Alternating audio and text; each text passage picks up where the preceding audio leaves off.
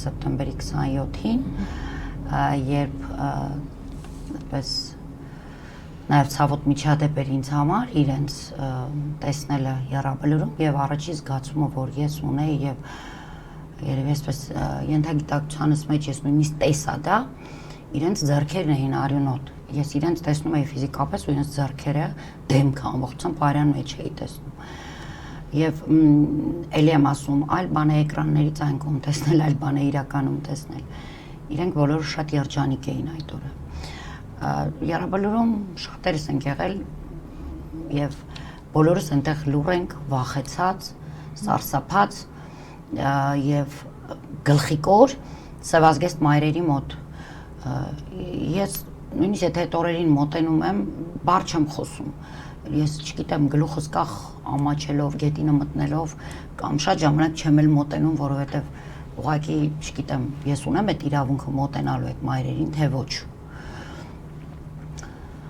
Եվ այդ լռության մեջ իրենց ցինիկ շփիթներն եմ այսօր հիշում։ Բերանները բաց, մինչև ականջները իրար ողջունելով, ողջագուրվելով, երջանիկ։ Հասկանում եք, հանցագործի տիպիկ պահվածք։ Իրենք կարողացել էին այո այդ հետքերը մաքրել, իրենք կարողացել էին այդ հանցանքի համար չպատժվել։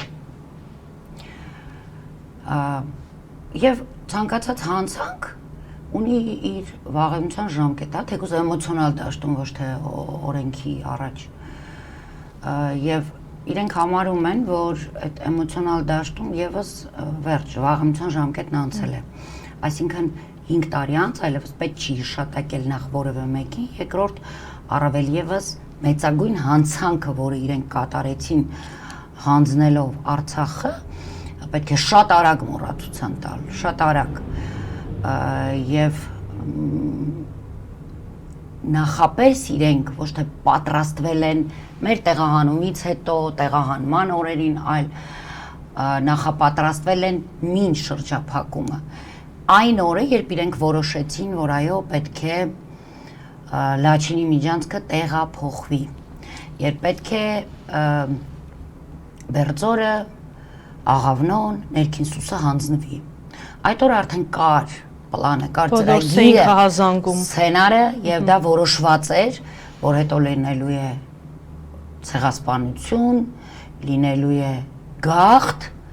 եւ պիտի մարդիկ նաեւ դրա ձևը գտնեին, ինչպես պիտի տակից դուրս գան։